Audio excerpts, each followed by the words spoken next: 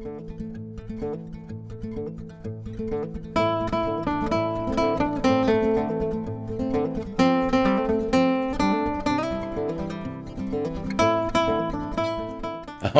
guys, now it's time that we review Steel Vengeance. This is easily the best ride at Cedar Point and many people's number one. So let's go. Just as a reminder, if you like what you see here, hit that subscribe button.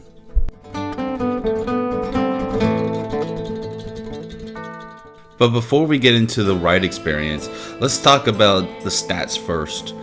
Steel Vengeance is a steel hybrid coaster manufactured by Rocky Mountain Construction. The ride is located at Cedar Point in Sandusky, Ohio. It has a track length of 5,740 feet, a max height of 205 feet, a drop of 200 feet, a max speed of 74 miles an hour, a maximum vertical angle of 90 degrees, and completes 4 inversions. But let's not waste any more time. Let's get on to the ride experience.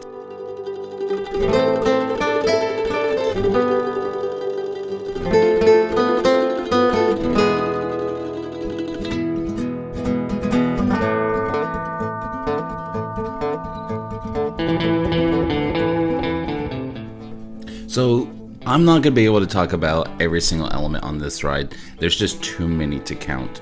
But with that being said, you start off by going up this 205-foot lift hill, and it actually is very quick.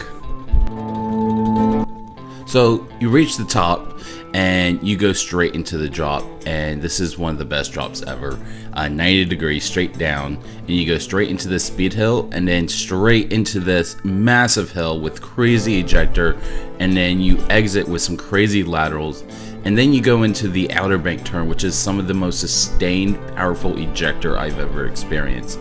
Then you come up into the first inversion, very great, very whippy, and then you approach the second inversion, and it's almost like a cutback. It is very whippy. Then you come up into this double up into the mid-course, and you get some nice ejector.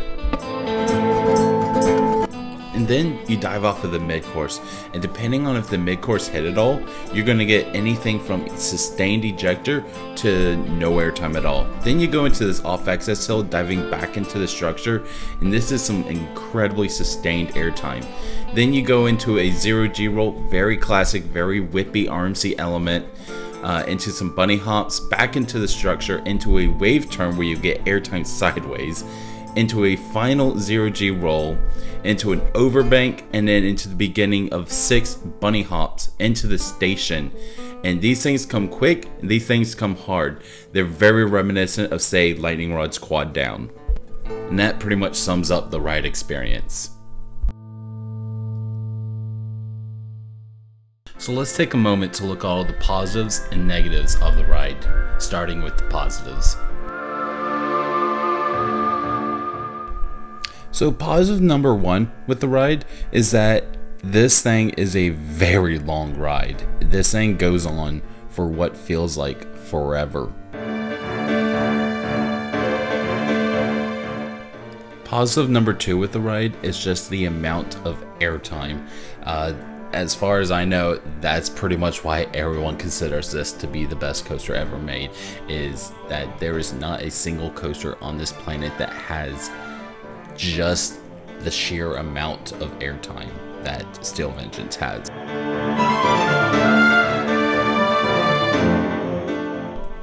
And positive number 3 for this ride is the rapid fire transitions. This is literally one element after the other, and it is packs one of the biggest punches there is in the industry. Now let's begin with some negatives for the ride.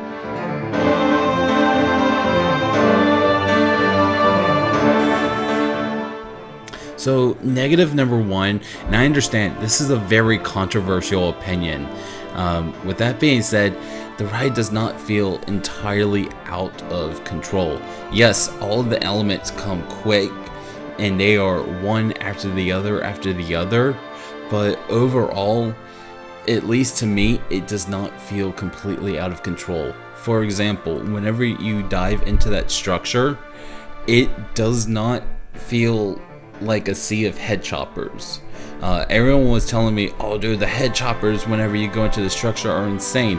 And then whenever I ride it and I go into that structure, there's at least 5 or 6 feet clearance between my hands and the structure. So the head choppers were very non-existent to me. I also understand that this is just my personal experience, and like I said, this is easily my most controversial opinion about this ride. Negative number 2 with this ride is going to have to be the sustainability of the airtime. And ultimately, what I mean by that is that the airtime on those first 2 massive hills are incredibly sustained and are easily the 2 best moments of airtime on any ride I've ever been on. End of discussion. With that being said, the rest of the ride is pretty much just bunny hops for the most part. There are some noticeable different hills that are definitely not bunny hops. Such as that off-axis hill diving back into the structure after the mid-course. That's a fantastic hill. But with that being said, the tiny little pops in and out of the structure is pretty much 90% of the ride.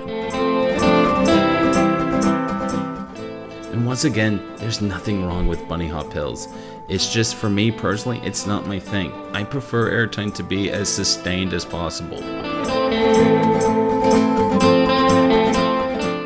But overall, I think for most people, this is going to be most people's number 1. This definitely is going to be a staple of my top 5 for a long time. For most people, like I've said before, most people prefer airtime. And if airtime is your thing, this is totally your ride. For me personally, I prefer positive G's. So it'll be very interesting to see how much my top 10s list is going to be shooken up whenever I get on Sky Rush or El Toro. Anyways guys, that's my review of Steel Vengeance, easily one of the best coasters ever made, and it is a staple of Cedar Point. It is the best ride at Cedar Point. With that being said, thank you guys so much for watching. Thank you for making it this far. And anyways guys, don't forget, like, comment, subscribe. Bye.